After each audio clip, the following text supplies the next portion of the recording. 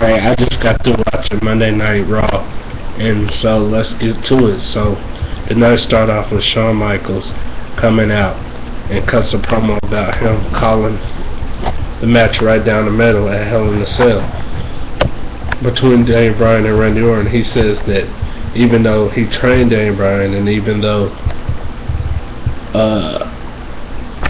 Randy Orton and him don't like each other, and even though Triple H is his best friend, he's still going to call it fair and square. So out comes Randy Orton. They have a little conflict, and Randy Orton gets mad at Shawn Michaels, tries to hit him with the RKO.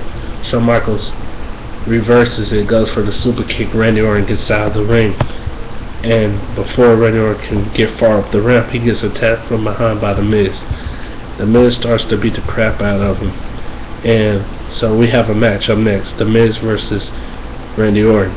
And this was a good match, but the match ends when Miz, he goes for the figure four. The lights cut off, we're here. The lights come back on. The Wyatt family sitting on the stage. Bray Wyatt's in a rocking chair while the other two guys are standing right next to him. This distracts The Miz long enough for Randy Orton to hit the RKO and win the match. Now here's my thing about the Wyatt family. Okay, supposedly Kane is supposed to be coming back, and I heard he was supposed to come back at Hell in a Cell and have a match against Bray Wyatt there. And it's 2 weeks left to Hell in a Cell, so there still could be a beef. But the Wyatt family going after other guys, it's not making any sense. They went after Kofi for no reason, and now they're going after The Miz for no reason, which I hope things start to get better.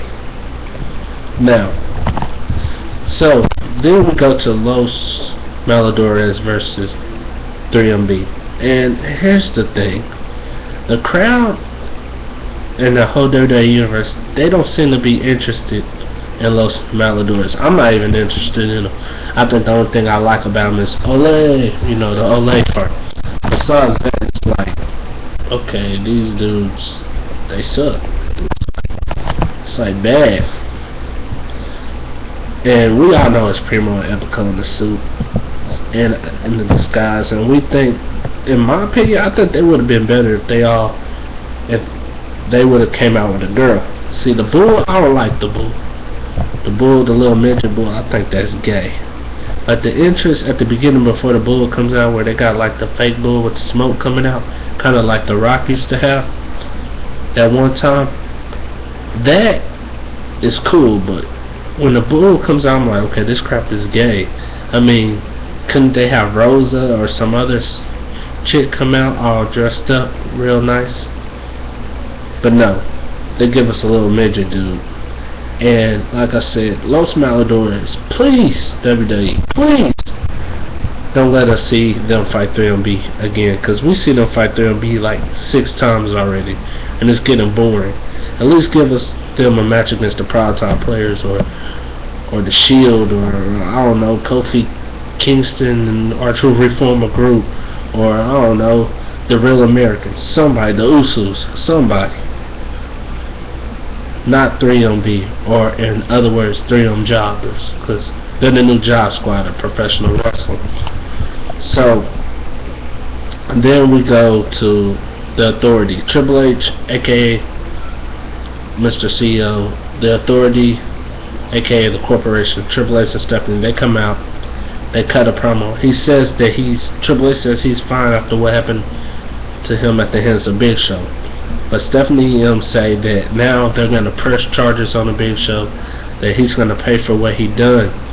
And then Triple H says that every superstar thought a lot of superstars thought it was funny what happened to him last week. So he says from now on, anybody who thinks they're going to laugh at him, they're going to have a price to pay. So out comes the yes man, Daniel Bryan. Daniel Bryan comes out. But before he can get any words really out, he gets attacked from behind by Alberto. Now, Alberto has snapped ever since he found out that John Cena, aka Super Cena, is coming back. So, he attacks Daniel Bryan, leaves him laying. So we find out it's going to be Alberto versus Daniel Bryan later tonight. So we see Stephanie backstage, and she approaches the Bella Twins, and she tells the Bellas, Brie, oh, I heard about you and Daniel Bryan getting engaged, and sorry that I couldn't be there. But she says, you know what, because of what Daniel Bryan pulled, she says that Brie's going to have a match tonight against Tamina, and says that Nikki can't be at ringside, but the Divas champion AJ Lee can. So we go to that match, and it was a good match by Brie, but Tamina showed why she's a boss, and she gave her a beating. So Tamina wins the match. And so after the match, Tamina continues to beat down Brie, picks her up, hits her with the Samoan drop, gets to the top, hit her famous Snuka splash, known famous by her dad, Superfly Jimmy Snuka. And then AJ comes in and locks in a Black Widow, and we have referees trying to get Tamina and AJ out of the ring and check on Brie. So Brie gets a little punishment thanks to the authority. So then we go to we have Fandango versus Santino Marella, but I really didn't pay attention to the match. I know that Santino almost hit Summer Rae with the Cobra, and that cost him the match. And so we have the Real Americans versus Funkasaurus. Once again, a match I really didn't care for. I like the Real Americans, but Tons of Funk versus Real Americans, it was a match I didn't want to see. So let's move on. So then we go to Daniel Bryan, like we said, Daniel Bryan versus Alberto, and it's a good match. Daniel Bryan versus the world champion Alberto. They put it on one great match. All I say, and we see Randy Orton on a Tigertron, and he tells Daniel that he's finna go, while he's in that ring, he finna go visit Daniel Bryan's injured girlfriend, Brie. So he goes into the injury medical room, and there's Brie and Nikki and the doctor, and Randy Orton closes the door, which this caused Daniel Bryan to leave, run backstage to save Brie and Nikki. And when he gets back there and he gets in the locker room, he gets attacked from behind by Randy Orton, and Randy Orton beats down Daniel Bryan. Still, another good move, another good segment to this rivalry. Like I said, I'm liking it. It's still fresh and good to me. And so, then we have Ryback versus R-Truth in a Beat the Clock match. If Ryback beats the Clock, then Paul Heyman gets to choose the stipulation between him and Ryback and CM Punk at Hell in a Cell. But if CM Punk beats the Clock, he gets to choose the stipulation. So CM Punk beats Ryback's score, and CM Punk says, you know what, it's going to be a 2-on-1 Hell in a Cell match, him versus Paul Heyman and Ryback. That's right, Paul Heyman will be locked inside the Hell in a Cell, which I can't wait to see CM Punk destroy Paul Heyman in the cell. So then we go to a promo for the return of John Cena. Listen, don't get me wrong, I got respect for John Cena outside of the ring, but inside, the dude's just horrible, man. He's bad, man. Like, I'm getting sick and tired of this dude, man. I'm getting sick and tired of him always overcoming the odds. I'm getting sick and tired of him acting like he's Superman or he a super soldier. I'm getting tired of this guy getting title shots for no reason. Like, man, how he get a World Heavyweight title shot?